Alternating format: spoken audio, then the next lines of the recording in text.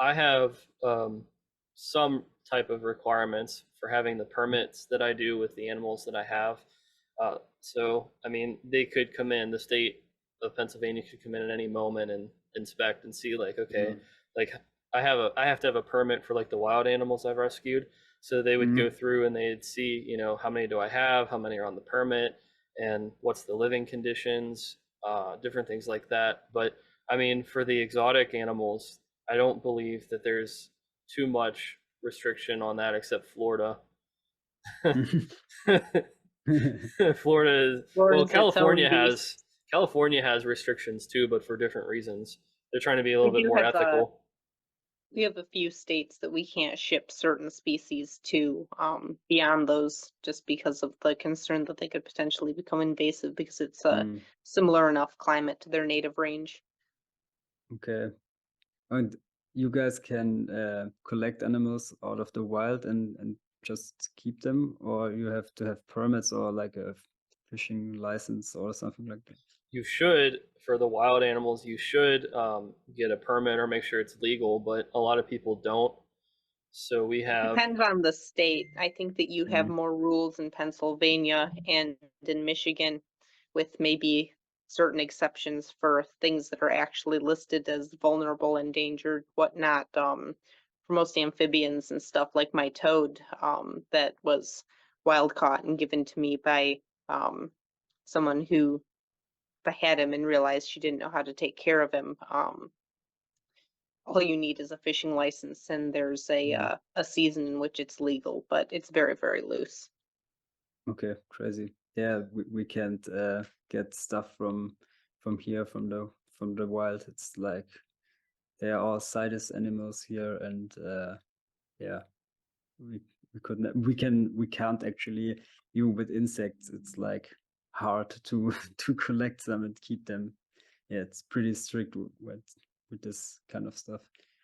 But for example, in the different states in Germany, it's also different what you can keep. For example, where I live, it's Baden-Württemberg, and you can keep basically everything. And then a friend of mine lives in Niedersachsen, no, Nordrhein-Westfalen, and he in this state you can't keep venomous snakes, for example, anymore. That's yeah, but I think that's also maybe something good and bad. I think where I live, it's a little bit too loose, to be honest. Yeah. I wanted to wait till Amelia got back to kind of throw, like, I wanted to drop a really crazy bombshell on you guys. So, on the same breath of UVB, I mentioned earlier about how my goal was to get my 4 enclosures to 75 gallons or more. And I got somebody to donate a 75 gallon to me, which is now going to be the home for the secondary American toad habitat. What does that mean for the current American toad habitat? So this is great. This isn't a part of the game, but do you guys want to take any? This is going to be nuts. You're not gonna believe this, but uh, what do you think that I'm going to put in the next enclosure? It's a 67 gallon. It's 3 feet by foot and a half by 2 feet. So it's a fairly large enclosure. And I just gave away about like there will be UVB involved. Any guesses? You going for pond frogs this time? Nope. Reptiles? Nope. Australian uh, species? Nope. This is gonna be More crazy. toads? Nope. I am yeah, going to build. Oh, go ahead. no clue. I'm going to build the first that I can imagine naturalistic enclosure with UVB and possibly a misting system for my dubia roach colony. Oh, Oh. damn, nice. Yeah, Well, I've nice. heard that exposing insects to UV does make them produce D3, just like vertebrates do, at least some insects. So that's something that I've heard people talk about potentially being a future direction for feeder insect farming, so that they start out more nutritious from the get-go. They're going to be mighty tasty to my frogs. Yeah. I'm really excited about it. I'm not a roach guy, so to speak. I would prefer other insects like or inverts like millipedes and ants and snails, like stuff I have. But the colony is so big. Right Yeah. now, they're in a 12 by 12 by 18, and there's probably over 1,000 of them. And Crazy. they're getting to the point where they're walking on each other, and the colony is so big that I have to feed it multiple times a week. And like, I'll put a large apple in, and it's gone overnight. so, Yeah. so it's like, well, we're at the point now that I feel confident in putting them in a big enclosure because I know they can't climb, I know they can't fly, and I know they can't invade my house. So it's like, all right, they passed all the tests that I needed to see. Yeah, let's go. I think that's a very interesting subject with the feeder insects. That's a nice rabbit hole to get into. I for example, has also two big dubia colonies, and the thing is, I don't know if you can see it. So the top here, there's all the light and stuff in there, and in this how do you call it, light on top of the cage there's also all my feeder insects, so they get also the heat and the UVB from the lamps, and the roaches are crazy.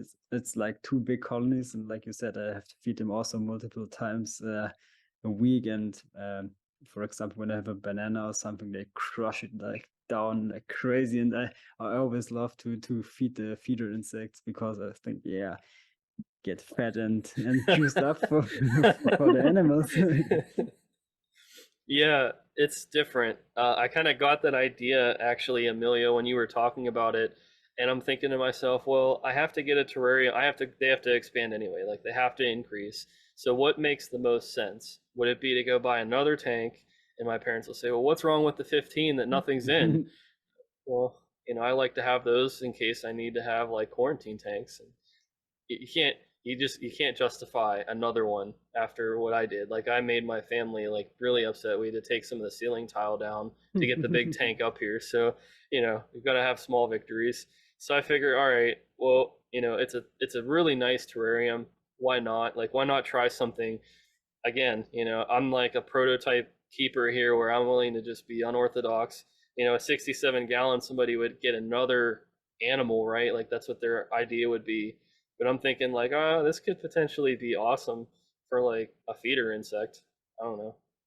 So I'll Yes. certainly use it. yeah, I'll let you guys know what happens to the roaches too after they're exposed to UVB. I actually bought a heat light from Josh's Frogs because you guys have that sale going on, Hmm. and I'm gonna have a heat light, and I'm also going to have UVB lights. So I'm really excited to see what's gonna happen. I'll probably end up getting cork So bark they'll or love something. that heat. Yeah. Uh, and real quick, while we're on the topic of inverts and feeders, I'm planning on potentially replacing all crickets with the Turkish roach. Are you guys familiar with the red runner roach? Yeah. Do either of you keep them? I Nope. am allergic to roaches. I can't keep them. Oh, shoot. Dang. Frowny face. I wish I could. They're interesting insects. They do make great feeders. Yeah, they're gonna be in some kind of a bin. Nothing like real sexy or anything at the moment, just because I want to. And it's gonna be a while. I didn't get them yet. I'm kind of waiting to move the roaches. So my parents are gonna be so mad. Like, here we go again. Like I'm moving furniture around upstairs. Like, you know, I just can't win. But I am downsizing in a way. I'm getting bigger tanks, but I'm downsizing if that makes sense. But yeah, I don't know. So that's just kind of something exciting that I wanted to share because I've heard a lot of good stuff about red runner roaches, and I don't know from your experience, Flo. I mean, they probably make a good prey item for what you keep as well, right? Yeah, that's true. But I'm always I don't like to let roaches and the smaller prey items go in a big tank because like 2 months ago I wanted to feed the roaches, and on top of the enclosure was like a baby anole lizard because I kept in the enclosure. So it was like first Hortulanus, then I bought helmeted iguanas, and with the helmeted iguanas I kept like a friend of mine gave me as a birthday present Anolis grahami, the blue Turkish ones, and they reproduced, and I sold them, of course, because of the Enialuides. And there were like eggs left in the enclosure, and one day is baby anole was in the enclosure, and one day it was outside the enclosure, so it's not somewhere is a hole, but I didn't find it, so I don't want to let small prey them get the chance to get out. But our cats do a great job with smashing down any insects that are in the apartment, so that's maybe a barrier for them. But I actually feed more like bigger prey items because that's what I hear what they eat in the wild. So I had like stick insects, roaches, grasshoppers. I really want to get like there's a grasshopper species from Suriname. It's like a smaller but very colorful one. Maybe get into them. And I also had like leaf katydids also as a feeder item. That's so.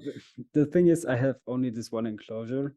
Sometimes I really want to have a second one or a reptile room. So because when you have like, for example, in this enclosure, I have like a crazy thrips outbreak for like the last 3 months or so. It's horrible. They're killing all my plants, and it's really that's the worst pest to have for plants, to be honest.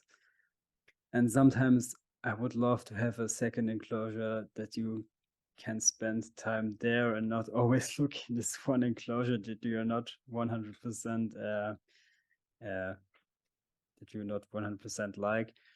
And yeah, therefore I'm looking into the feeder insects and go down that rabbit hole, because you can basically, it's like having like another small enclosures like with insects. So yeah, that's the rabbit hole I'm diving in with just a big enclosure. I wish, I know Amelia could agree with this about the feeders, what you described. We can't really have the same type of diversity with crickets and grasshoppers and katydids. In the United States, it's very, very strict. I think rainbow mealworms has only the third species of cricket that we can actually sell across state lines. I don't even know if you can sell it out if they sell it outside of California. Are you familiar with what I'm Which talking species about? is this? I'll show you. I'll pull it up. Is it like the black one? Yeah, yeah. Um, I really wish that we could have more because I would be all over that. I thought about the native insects, but like around here, they have to go through dormancy, so it wasn't Okay. necessarily worth it for me. I did actually What's find myself a pair of earwigs, a male and a female, that I've got in a little container right now. See if they just happen to reproduce over the winter, if it's something that would be easy to maybe try and raise on my own and include as another option.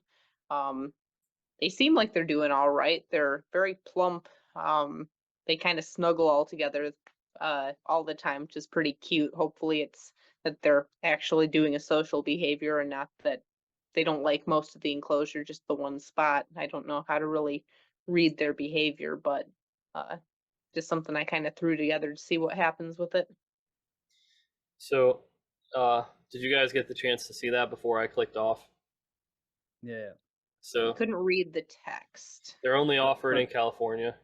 Okay. but it's like $23 for how many animals do you get? That's a good question. Is it like a small box? I have the feeling that I don't know the A prices at thousand, it. 1,000 for 23. Okay, Okay, that's that's not so bad. It says they okay. die fast though. Oh, 46. That's pretty fair. Yeah, they're not trying to Yeah. price gouge. So They may be susceptible to cricket paralysis disease or something. I think so.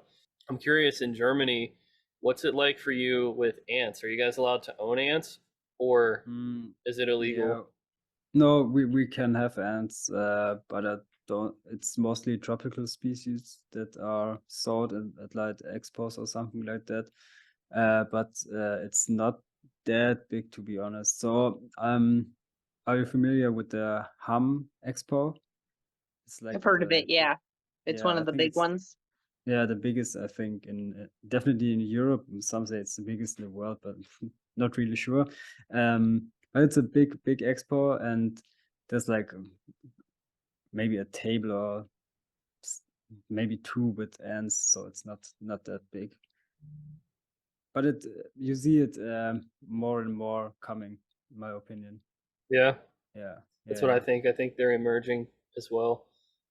So crickets and stuff are gonna have to try to keep up with them if pet stores want to keep them in. I think banded crickets are in a good place, but like what they're offering here, rainbow mealworms in California for black crickets, the more variety, I think the more people will get into actually keeping them to keep them, which mm, is probably odd. Most people wouldn't think like somebody out there is keeping crickets just to keep them because they like them, but there are people out there that do it, and that's one way. That's how roaches became so popular, in my opinion. Is there's just so many you can keep in captivity, and it brought people mm, together. Um, yeah, totally. What's well, with like worms and stuff like that? Because we in Germany you can't get any hornworms or silkworms or stuff Mm. like that. That's very rare to find. Is it like available in the US? yeah, Is it a Oh yeah, the staple? hornworms are Okay, really easy to come by in the US. The yeah, silkworms are a little more challenging to breed, so they're a little okay, harder to come by. about 10 years ago, I think is when hornworms started to like the price started to drop because they used to be Hmm. like $60 for like a 24 pack or something. It was nuts. So they've come a long way. And roaches, I think, have they decreased in price as well, like the dubia roaches? I would assume so. Because it seemed like when I first got into this, it seemed like they were like people who had a lot of money were feeding those, and a lot of okay, other people were asking them what it was like. And as I've kind of grown up and this has become more of a normal, I guess, thanks to Josh's Frogs and others, but the price has come down on a lot of these things, and now mm, what was like the rich man's feeder insects is now common practice for everybody, which I think is pretty okay, cool. Anybody now can have dubia roaches, or they can raise or just feed off hornworms. Whereas when I first was starting out, it was a big deal if somebody was trying to breed hornworms around the local area. So yeah, I think we've made some strides, and it's making for a better situation for the animals overall. yeah, definitely. But so the dubia roaches are here like crazy cheap. You can order them at kilo prices. So some people sell off like a kilo for 5 or 10 euros. So basically nothing, or even giving Yeah. them away for free because they are feeding like crazy.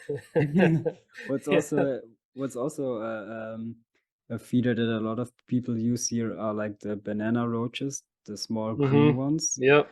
Mm, and yeah, we have a big variety of crickets and also yeah locusts. Yeah, I think that's what it's called. But not, I think there's not so much variety. I think it's a little bit more maybe than in the US, but We can't like have locusts in the US yeah, because because of them the being invasive. invasive. Yeah, the grasshoppers are pretty heavily regulated and they're tough to come by. I usually only am able to get them at expos a couple of times a year for my animals. And they're pretty expensive, right? You have to Oh pay a yes. lot for them. Yep. Are Crazy. they exotic grasshoppers, or are they native, Amelia, when you get them? No, they are North American species. There's some of the more widespread species. That's part of what goes into the folks who choose to try and breed them. They go for species that they will be able to legally distribute in the most states. Do they last More people. longer, like than crickets? Will they last longer in captivity? Yes, they should. So theoretically, if I've never been to a reptile expo where they're at, but Hmm. if I were to be at one, and let's say I know it'd be a lot of money, but hypothetically, let's say I bought 100. Mhm. Do you think it'd be possible? Like, did they breed those grasshoppers and then incubate the eggs? And like, is that how they're doing it? I think so.